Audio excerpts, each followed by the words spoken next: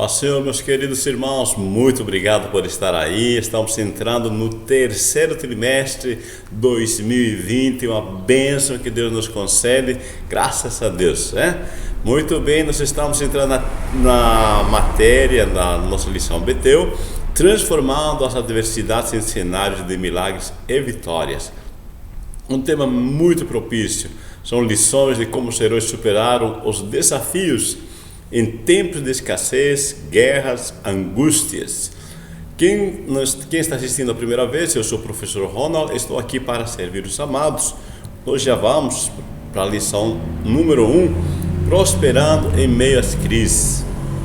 Gênesis 26, versículo 2 disse: E apareceu-lhe o Senhor e disse: Não desças ao Egito, habita na terra que eu te disser. Gênesis 26, versículo 2. O título da nossa lição é Prosperando em meio às crises. A verdade aplicada nos diz: o estudo da vida de Isaac contribui na aprendizagem sobre como devemos nos comportar em tempos de crise. Os objetivos são destacar que o Senhor é conosco, mesmo na crise, apresentar a importância da obediência do cristão, mostrar que na hora de crise Deus sempre nos ampara. Texto de referências tem Gênesis 26, versículos 1 ao 6, por favor, leia aí tranquilamente, né? Nós já vamos entrar para a parte da ministração aqui da introdução. Diz assim: mesmo em meio à escassez de alimentos que a terra prosperou, aliás, que a terra estava atravessando, né? Isaac prosperou. Amém? Mesmo em meio à escassez de alimentos que a terra está atravessando, Isaac prosperou. E a crise não pode dominá-lo, pois a bênção do Senhor estava sobre ele. Isto é a palavra da promessa. Meus amados irmãos, minhas irmãs, é muito importante nós entender, tá, que às vezes, né, vem e faz parte, tá? Faz parte. É muito importante a gente entender que a vida, né? A vida há momentos que nos mostra ou que nos traz tempos de escassez, mas não é problema nenhum a escassez, tá? Nós temos que aprender a interpretar a circunstância, tá? Nós vamos ver nesta lição isto, tá? Todos passam por crises, todos passam por esse momento de escassez, mas, tá? A diferença entre o vencedor e o perdedor, tá, está em como interpreta esta situação de escassez. E vamos colocar aqui geral, não é só escassez de alimento, mas também pode ser escassez vamos colocar aqui de um bom relacionamento, né? Escassez é falta, tá? Falta de um bom relacionamento, falta de um pai e uma mãe, falta de um filho, são momentos de faltas, de escassez, de necessidades, ok? A questão é como nós enfrentamos essa crise, como nós enfrentamos a circunstância, como interpretamos ela. Nós vamos ver aqui a pedagogia de Deus, tá? Deus sempre prospera, sempre proverá recursos, fé em meio à dor, e Isaac conheceu o Deus da provisão. Deus prometeu a Abraão que sua descendência seria como as estrelas do céu. Olha só, Gênesis 15, versículo 5. Tá? Bom, Deus prometeu, tá? Mas você vê que quando Deus prometeu, Abraão tinha 75 anos e a Sara 65. Mas Sara era estéril, tá?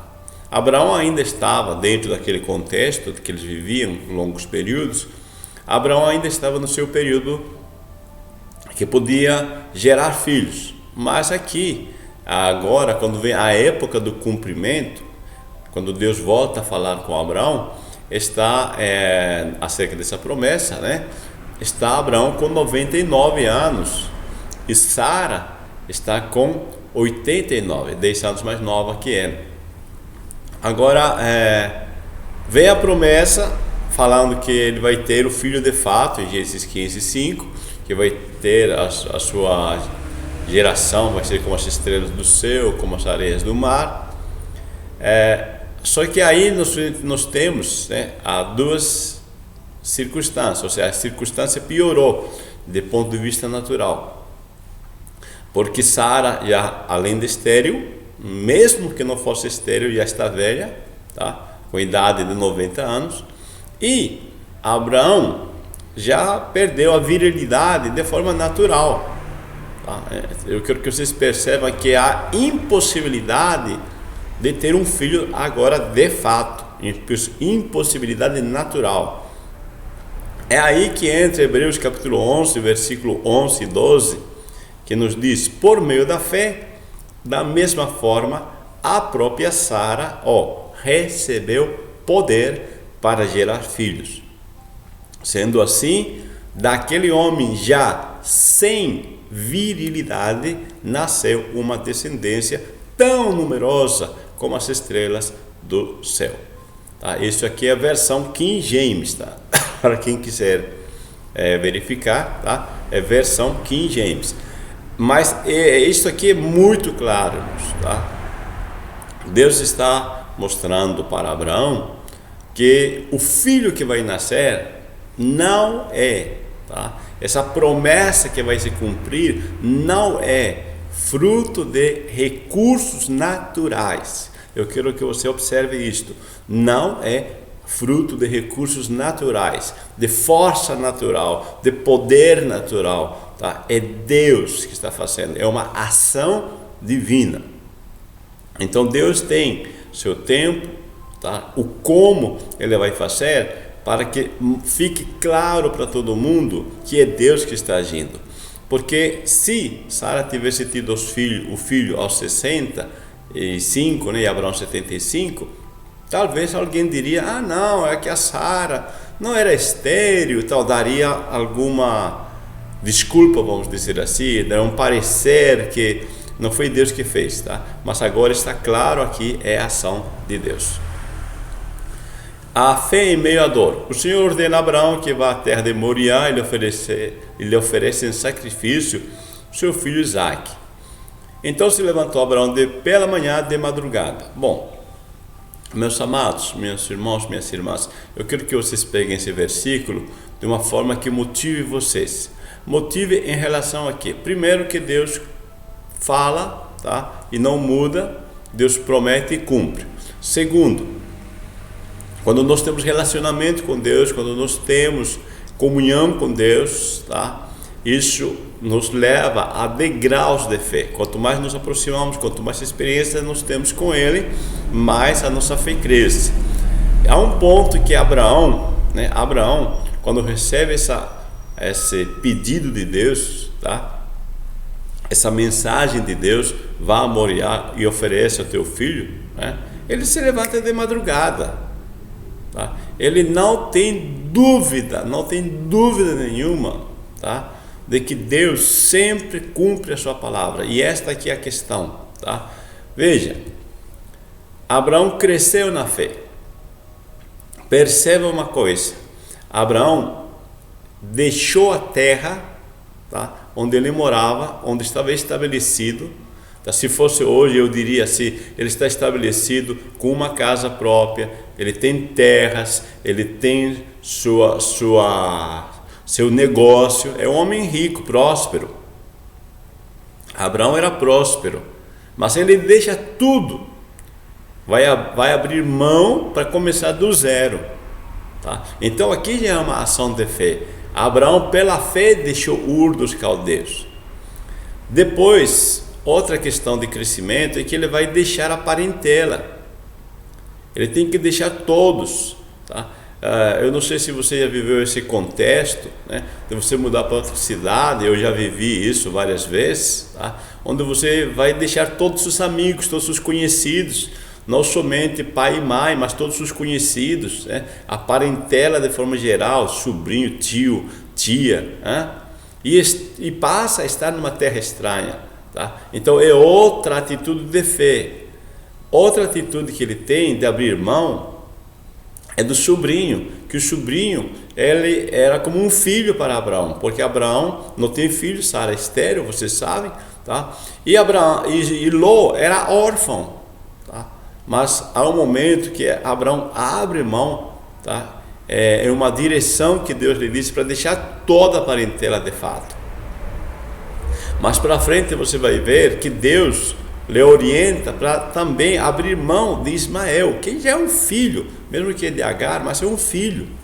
A dor, tá, de abrir mão, tá, em prioridade é um momento, eu quero que você entenda, é um momento, tá, de dor, porque nós seres humanos não gostamos de perder algo, né? A perda nos provoca, né, uma tristeza, né?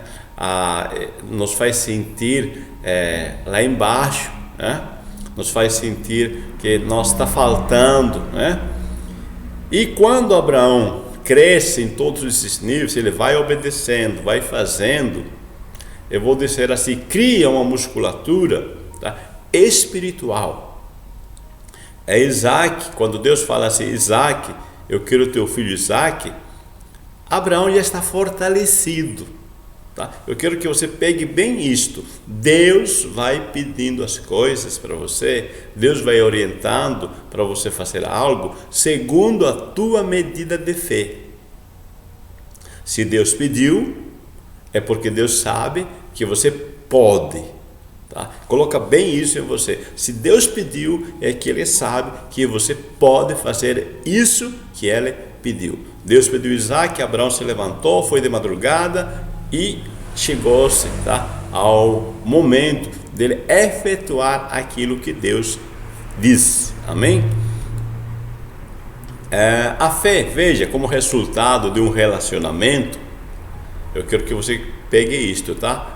A fé, como resultado de um relacionamento, gerou um valor, gerou uma crença fundamentada no amor. Não é uma fé intelectual de consentimento que Deus pede, eu vou fazer sim, tudo bem, eu creio que Deus é fiel. Não é uma fé de consentimento meramente, é uma fé de relacionamento, resultado de relacionamento. Abraão estava andando com Deus há muito tempo, há um relacionamento, tá? E quando nós temos relacionamentos, nós criamos, confiança nas pessoas, tá? Ou nós passamos a ter um ou outro confiança, isso gera um valor, tá? Valor é aquilo que você valoriza de fato. E Abraão valoriza muito o seu relacionamento com Deus, valoriza muito a palavra que Deus lhe disse, e ele crê, tá? Ele crê, tá? Que Deus é fiel para cumprir aquilo que ele disse. Aqui é uma crença fundamentada no amor, tá? E quando eu creio que Deus me ama, eu sei que Ele nunca vai me decepcionar. Deus disse, Deus falou e pronto. Veja, a fé se torna como se fosse o GPS, tá, para tomar as decisões da vida, tá? Eu não vejo nada naturalmente, eu não sei aonde vai dar, tá, a princípio, assim eu quero dizer, a decisão que eu tomar, é uma orientação que estou tendo, pelo meu aparelhinho, vou dizer assim, pelo meu Waze, tá? Mas eu sei aonde eu quero ir, eu sei o destino que eu quero chegar, mas às vezes o caminho eu não sei, o processo, mas como o Waze, ou o GPS está me mostrando, eu vou seguindo a orientação. Eu sei que eu vou chegar lá no destino, tá? Porque eu estou seguindo essa orientação do GPS, A fé é assim, a fé com relacionamento com Deus, você vai tendo um relacionamento, essa fé te direciona na hora de você tomar decisões. Isaac conheceu Deus da provisão. Isaac foi participante da experiência com Deus quando seu pai Abraão ofereceu em sacrifício. Isaac tinha cerca de 22 anos. Diante da ação do Senhor em providenciar um cordeiro, Isaac foi impulsionado a ter uma confiança extrema no Senhor. É importante aqui que você entenda que Isaac não é uma criança, não é um adolescente, tá? É um jovem de 22 anos, tá? E cujo pai disse: vamos, Deus falou, eu vou te oferecer esse sacrifício, tá? E, ou seja, lá, né, no caminho ele não sabe, né? Ele pergunta: Senhor, ó meu pai, né, onde está o cordeiro? Deus proverá.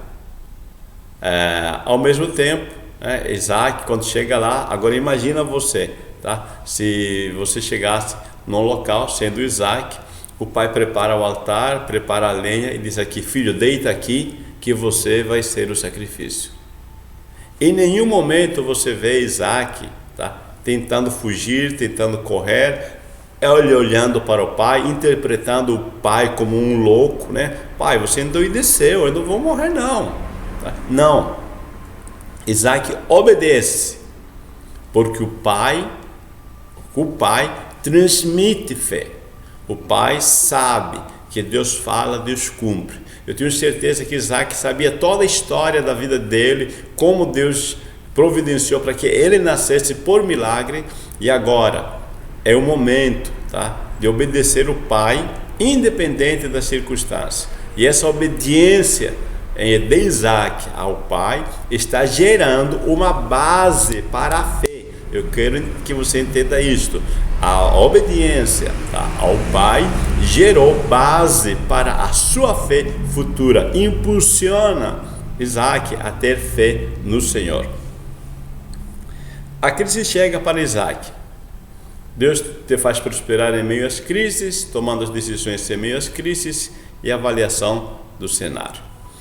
Deus te faz prosperar em meio às crises. Veja, a bênção que estava sobre Abraão agora estaria sobre o seu filho. Isaac, mesmo diante da fome, iria prosperar muitíssimo. Perceba que tudo que Deus fez, que permitiu que Isaac passasse, essa circunstância, eu não sei, pensando aqui de forma natural, né? Isaac amarrado, Isaac sabendo que ele vai morrer, Isaac sabendo que vai ser queimado.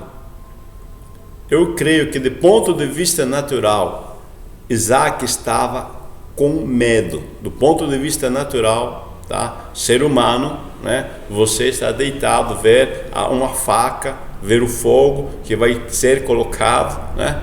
Com certeza, tá? Do ponto de vista natural, Isaac, os sentidos naturais, está dizendo: você vai morrer, você já era, teu pai não te ama, ele diz que te ama coisa nenhuma, né? Olha o que ele está fazendo com você, tá? Os pensamentos naturais.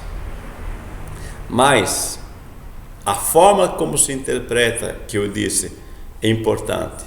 Isaac, ele olha, diz: Deus falou com meu pai está fazendo o que tem que ser feito, e eu creio que Deus é fiel para cumprir aquilo que ele disse. Eu vou ser o meio de multiplicação, de encher a terra, de abençoar com filhos para meu pai. Eu vou gerar netos. Eu sou filho de Abraão, que Deus falou que eu vou, através de mim, gerar filhos. Então ele tem essa promessa, ele crê no pai, tá? Tudo que o pai lhe disse, isso lhe gera, tá, uma interpretação positiva. Disse que havia fome ou escassez, entenda a fome como escassez na terra, em Gerar, e apareceu-lhe o Senhor e lhe disse: não desças ao Egito, habita na terra que eu te disser, peregrina nessa terra e serei contigo e te abençoarei. É tão importante, tá? É tão importante que Deus nos coloque em circunstâncias, Deus permite que nos esteja em meio a circunstâncias onde Ele nos prova que é a nossa fonte de recursos, tá? Não é a circunstância externa, não é a prosperidade da terra que você precisa para estar bem, não, e não é a escassez da terra que vai fazer que você fique em um estado negativo, mal, né? Não, Deus disse: é escassez, mas eu serei contigo, tá? E te abençoarei. Então, no meio da escassez, tá? Deus disse: eu estarei contigo. Não são as circunstâncias externas que determinam a nossa prosperidade, o nosso crescimento, o nosso progresso. Por favor, pega isto. Não são as circunstâncias externas que determinam a nossa prosperidade ou progresso, mas sim crer que Deus está no controle de tudo. Se Deus disse que está com você e te abençoará, esqueça do resto, tá? Esqueça, olha para esta circunstância, tá?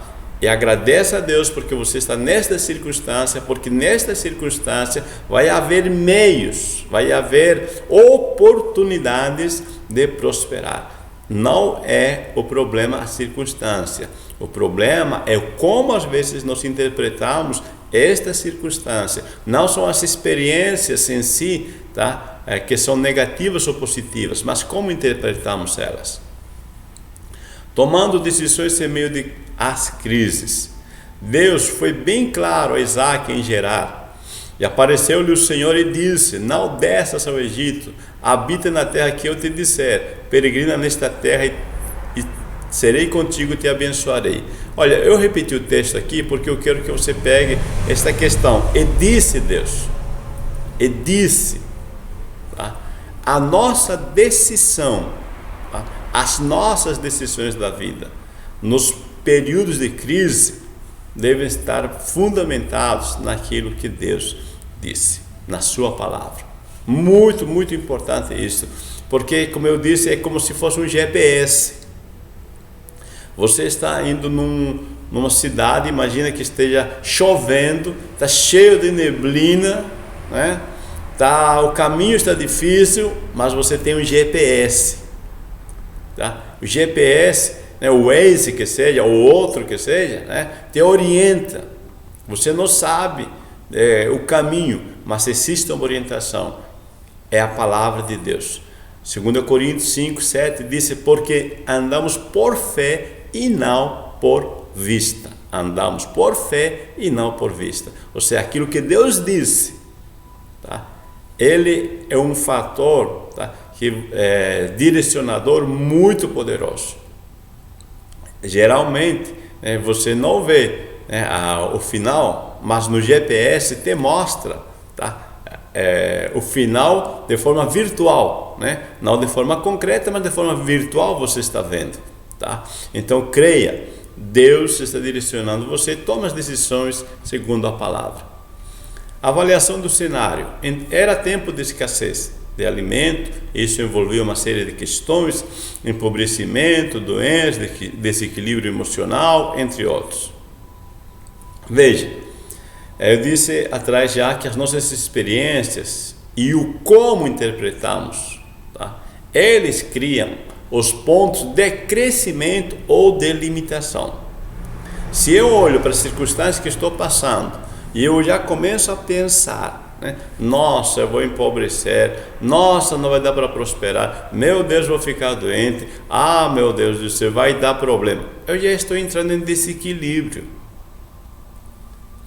Eu quero que você olhe neste momento de escassez, de dificuldade, tá? E interprete de uma forma positiva. Veja que Deus sempre está presente para te fazer enriquecer, prosperar, cuidar da tua saúde, tá? E Deus disse quando eles saíram do Egito: eu sou o Senhor que te cura. No meio dessa escassez, para Isaac, disse: eu estarei contigo e te abençoarei. Sempre Deus nos faz crescer, tá? Esse momento de escassez é um tempo de crescimento. Às vezes não um crescimento externo, mas crescimento interno. E o crescimento externo é um fruto de um crescimento interno. A plenitude, olha só, o todo, a riqueza, eu quero dizer isso com plenitude, tá? A prosperidade, a riqueza sempre esteve presente na semente, só estava sendo cultivada. Essas circunstâncias, né, pareciam negativas, mas estava sendo cultivada a semente. Veja uma sementinha, quando ela é enterrada, né? Parece algo assim, né? Se enterrar, a gente fala, né? Colocar debaixo da terra, tá? Colocou debaixo da terra, cobriu, ninguém vê, né? Por determinados dias, né? Ninguém sabe o que está acontecendo por baixo da terra, o que está acontecendo com aquela sementinha. Mas eu quero que você entenda, esta sementinha, que é você, no meio da crise, né? E você não vê nada, tá? É Deus prosperando lá embaixo. Creia, Deus está presente, a semente está crescendo lá embaixo, mesmo que você não vê isso. Jesus disse que o semeador semeou e não sabendo como, mas ela prosperou. Deus está preparando a tua prosperidade. Aliás, você já está prosperando porque você está crescendo internamente. Você está percebendo que Deus está com você. A prosperidade em tempo de crise, nós vamos ver, dependerá da sua atitude. Você vai ver que também são uma fonte de bênção inesgotável, as promessas, e mesmo em meio às crises, todos reconhecerão que Deus é contigo. O fato da bênção do Senhor estar sobre Isaac era a razão de prosperidade, mesmo em meio às crises. Deus promete abrir as janelas do céu, né? Todavia devemos fazer a nossa parte. Olha só. Então aqui Isaac nos ensina que na hora da crise não devemos ficar de braços cruzados. Quando nós dissemos que Deus prometeu, Deus vai abençoar, tá? Isso não quer dizer que vai ficar, agora que Deus me abençoe. Não, tá? Você vai ficar esperto, procurando oportunidades. Você vai ficar de olho, tá? Você vai ficar com foco de onde está a oportunidade, como é que eu vou fazer para prosperar nesta circunstância.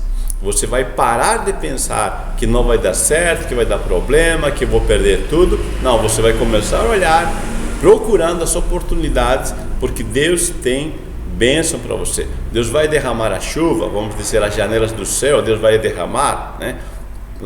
Abençoando a tua vida, só que você tem que plantar a tua semente, tá? Estou falando metaforicamente, né? Tem que fazer a nossa parte. As promessas de Deus são a fonte de bênção inesgotável. Quando Deus está conosco, as bênçãos dele nos acompanham, não importando onde estejamos. Aqui